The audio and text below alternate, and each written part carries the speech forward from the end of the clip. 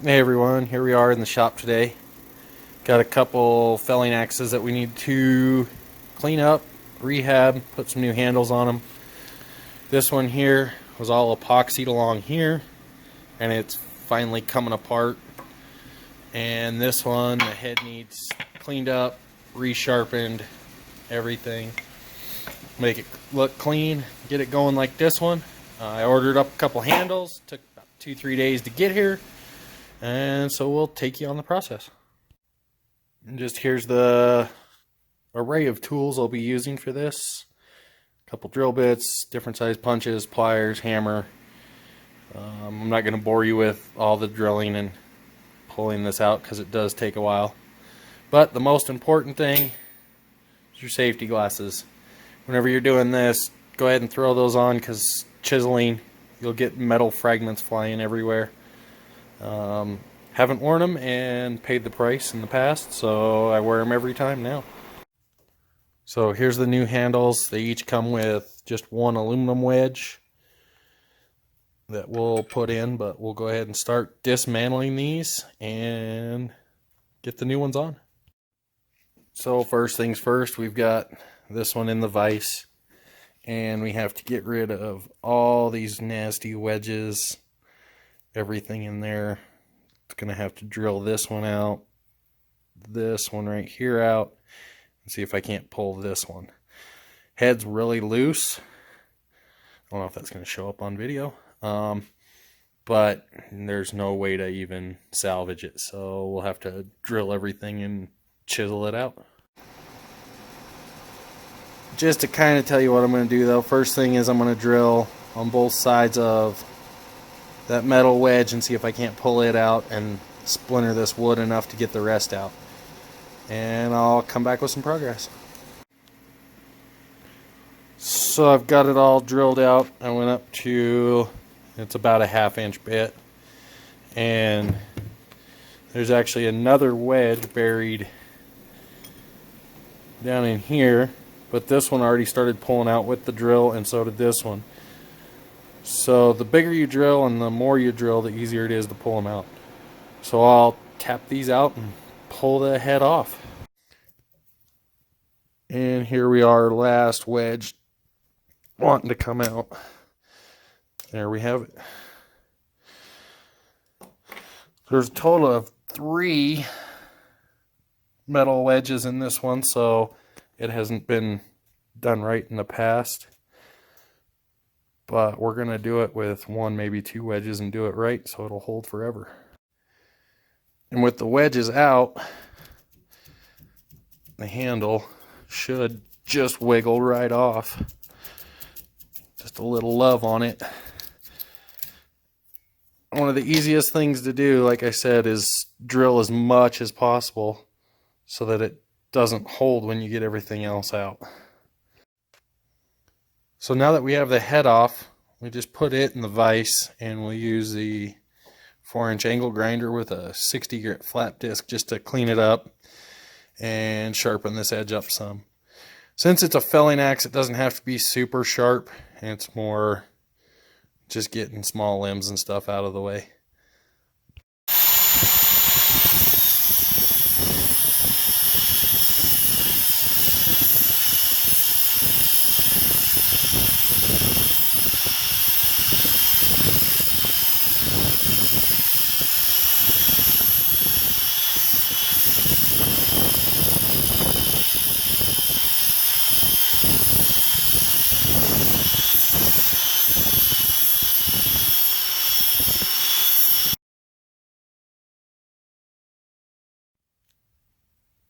So here we are ready to paint. I just taped off the edge. There's no need to do that. I just think it looks kind of good when it's done. First couple swings with it's gonna chip the paint anyway. But I always just save the old handle so you can put it back on and give it one good even coat of paint and just put it back in your vise and let it dry. I'm just going to be using a rattle can enamel just to protect it basically. I've wiped it down with acetone, got all the oils and debris off of it, so hopefully it takes a good coat of paint. Okay, so here it is all painted up, all four sides. I'll go ahead and just set it in the vise and let it dry, and we'll be back for final assembly. So while we're waiting for the other axe head to dry, show you a couple unique things about this one. It looks like it was a factory epoxied in head, but it obviously looks like somebody did something if you look at the twist to the handle, and that may have contributed to the demise of this handle. So we'll get a new one on, get it all straightened up, and make things look a lot better. So while we're waiting for the paint to dry on the other one, I thought I'd start tackling drilling this one out. Whoever did the repair on this one actually took the epoxy all the way down. So even though I've drilled all the way through the handle, it's still stuck in there.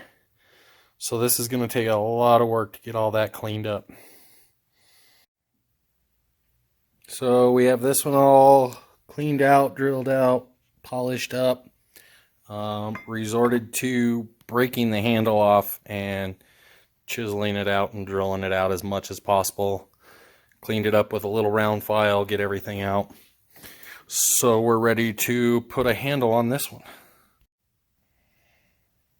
I always like to fit my handle a couple times before I put the wedge in to make sure everything's good. Key note with these is never hit down on the head. Always hit from the butt and use something like a dead blow hammer to get it all the way on. So as you can see, I've got the handle all the way through the head. Looks pretty good, pretty even all the way around.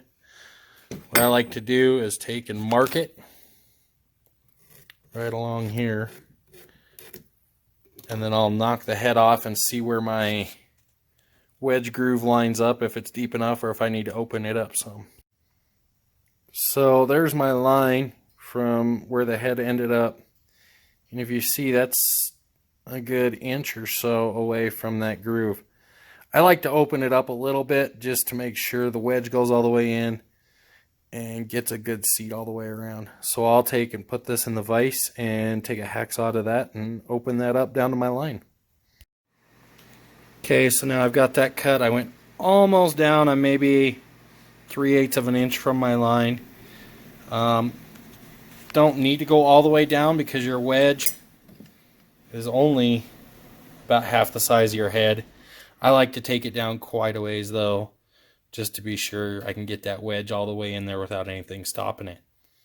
So I'll put the head back on, get it all the way tight, cut off my excess up here, wherever my head lines up, and then put my wedge in. So I think I've got my head on as far as it'll go. It's starting to peel some wood, which you can just take and razor knife or your pocket knife and clean that up once you're done. So now I'll cut this top off here, even with the top of the axe head, and put the wedge in.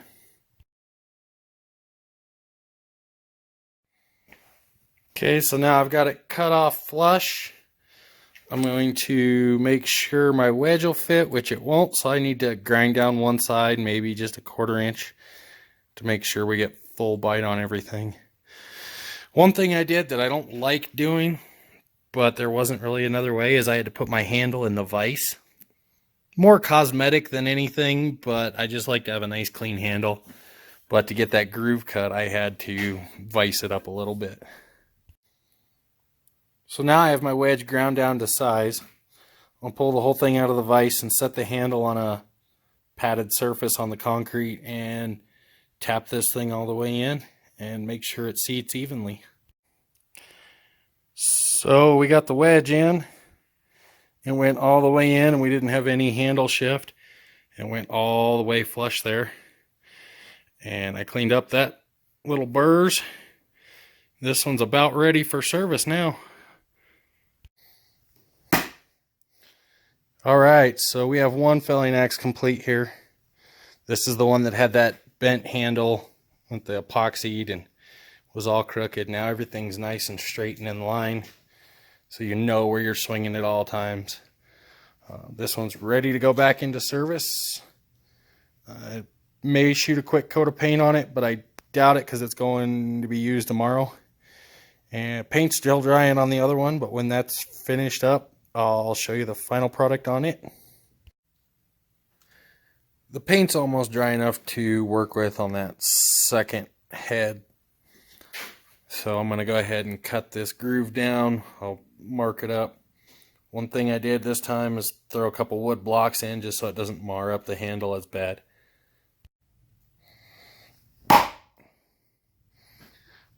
Well, there we have it. Axe number 2 done. I got a little ahead of myself. Paint wasn't as dry as I thought it was. I did drop it and got some marks on it. But the wedge is in there. And on both of them, I just went ahead and shot one coat of paint over the whole thing. And we have 2 felling axes with straight handles ready to get to work. If you guys like these videos, want to see more of it, go ahead and like and subscribe. Leave me a comment. Let me know what I can do better. Thanks.